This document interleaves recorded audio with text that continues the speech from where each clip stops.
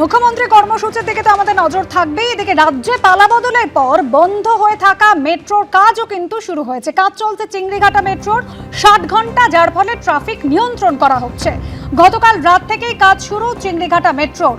গতকাল রাত 8টা থেকে 18ই মে অর্থাৎ সোমবার সকাল 8টা পর্যন্ত প্রথম পর্যায়ের কাজ চলবে, আর দ্বিতীয় পর্যায়ের কাজ শুরু হবে 22শে মে আগামী শুক্রবার।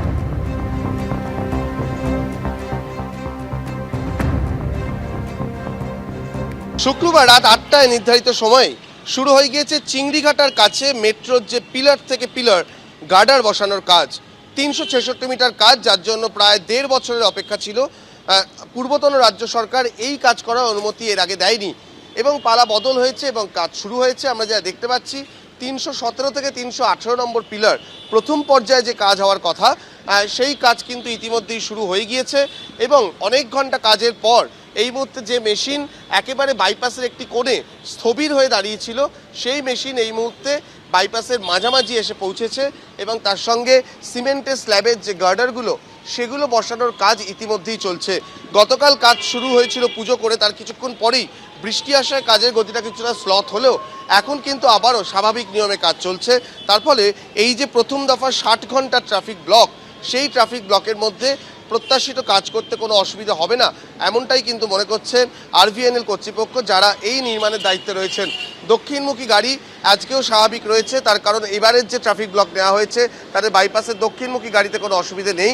রেলিংয়ের ঠিক ওপারটায় আমরা দেখতে পাচ্ছি সেখানে কিন্তু গাড়ি, সিমেন্টের স্ল্যাব এগুলো নিয়ে বসানো হয়েছে এবং সেই লেনটি কিন্তু আপাতত বন্ধ করা রয়েছে। তার কারণ এই লেনটি সরাসরি যেখানে কাজ হচ্ছে তার নিচ দিয়ে যাচ্ছে, যা বিপজ্জনক এবং যা কাজ করার পক্ষে অসুবিধাজনক, সেই জন্য সেটাকে বন্ধ রাখা হয়েছে। বাইপাসের কাছে একটি অস্থায়ী রাস্তা তৈরি করে দেওয়া হয়েছিল, সেখান দিয়ে গাড়িগুলো উল্টো নাগার দিকে যাচ্ছে। তারপরে ট্রাফিক ম্যানেজমেন্ট আজকে সকালবেলা, শনিবার কিছু অফিস ছুটি থাকে, এখনও পর্যন্ত ট্রাফিক ম্যানেজমেন্টও ঠিক জায়গাতেই রয়েছে মনে করা হচ্ছে। এবং যদিও কালকে যুব ভারতীতে মোহনবাগান ইস্টবেঙ্গলের ডার্বি রয়েছে, সেক্ষেত্রে বাড়তি নজর দেওয়া হবে ট্রাফিকটিকে সরলীকরণ করার জন্য। তবে এই যে কাজ, সেই কাজটি যদি এই সপ্তাহান্ত এবং পরের সপ্তাহান্ত মিলিয়ে যে 120 ঘন্টা তার মধ্যে শেষ হয়ে যাবে বলেই আরভিএনএল কর্তৃপক্ষ আশা করছেন। তারপরে সেক্টর 5 অবধি মেট্রো নিয়ে যেতে খুব একটা বাধা থাকবে না। সেক্ষেত্রে তারা মনে করছেন চলতি বছরের ডিসেম্বর মাসের মধ্যেই নিউ গড়িয়া থেকে অরেঞ্জ লাইনের সেক্টর 5 অবধি ট্রেন চালানো, সেটা কিন্তু সম্ভব হবে। আর সেটা সম্ভব হলে অনেকটাই অগ্রসর হবে কাজ, কারণ সেক্টর 5 অবধি পৌঁছলেই ট্রেনের অরেঞ্জ লাইন জুড়ে যাবে গ্রিন লাইনের সঙ্গে, সবে সেখান থেকে শিয়ালদা, ধর্মতলা, হাওড়া যাওয়া সম্ভব হবে।